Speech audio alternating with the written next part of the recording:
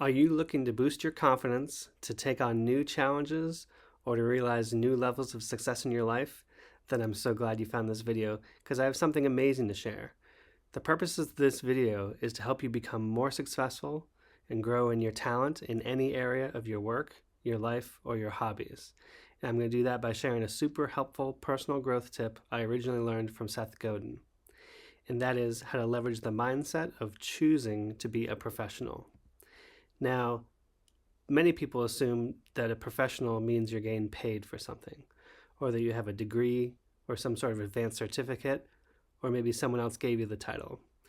But what I love about what Seth Godin shares is that you can choose to be a professional in how you approach any work or activity or any new skill or talent you want to develop. And what Seth says is a professional shows up to do their best work even when they don't feel like it. A professional does the hard work of getting better at their craft, and a professional is open to feedback to continue to get better and better. And I want to talk about each of those. So if you were to, say, start a YouTube channel, you can, even from day one, approach it with the mindset of, I'm going to be a professional YouTube content creator. And that means every day or every week, I'm going to post a video whether I feel like it or not. And that you are showing up for your audience and for the people who want to hear your content, even when the motivation to do so has kind of fallen off. You can also use this framework in your current job. So just imagine if you chose to be a professional in your day job. What would that look like? How would you approach your work differently? How would you have the long-term view of how you get better and let less and less of the day-to-day annoyances and frustrations bother you or distract you from your long-term vision and career that you have planned, which I'm sure will include getting better and better every day, every month, every year at the tasks and the things that you need to do and the skills you need to do. I think you'll find that transformational in your work, and maybe also you'd find more enjoyment in the work that you're currently in with this mindset. Imagine a new entrepreneur who's trying to sell something with advertising on Facebook, and they put ads up and they don't make a profit and it doesn't work. They could choose to give up, but if you're a professional entrepreneur, then you're going to do the hard work of understanding, how do I make this work? How do I run profitable ads on Facebook?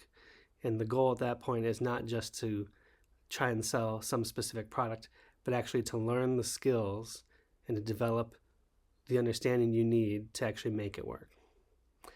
And I also love that if you're constantly trying to get better, that you have to be open to some of the feedback that you may get from your audience, your community, or from others, especially when it's constructive with the goal of helping you get better every day. So how I apply this all the time is, how often do you have something that you're interested in doing? Let's say you want to learn to play the violin, and it's just, you have this idea that you want to learn to play the violin, but when it comes right down to it, sitting down and actually take the violin out and practice is something hard to do. So I love to use the mindset of choosing to be a professional violin student, and that, Monday, Wednesday, Friday, you are going to take out the violin whether you feel like it or not for 30 minutes. And so I find this framework really helps me overcome any obstacles that I may have in terms of motivation. And imagine if you had a surgery planned, and your doctor your surgeon was supposed to perform the procedure, said, you know what, I don't feel like it today. You'd be pretty disappointed. We're relying on a lot of people to act like professionals.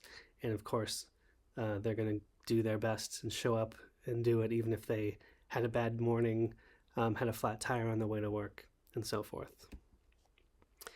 Some additional thoughts that Seth shares are, a professional offers expertise and impact through their time and their commitment. And all of this is necessary to achieve results. And so the promise of a professional is, I will help you make change happen by showing up and doing the work and helping you with what I know. And I love that that puts the professional sort of on the hook to do your best work to help others actually get a result that they want. And so professionals seek to change things, and they seek to change things in work that matters for the people who care about their work, whether it's a personal growth YouTube channel like this one, or if it's someone who needs your poetry or your artwork. The other piece is then, if you choose to become a professional, the question is, who can you help and what change can you seek to make? So you have to first decide, what is it that I want to do in the world? How do I want to show up? And then literally choose to become a professional in that space.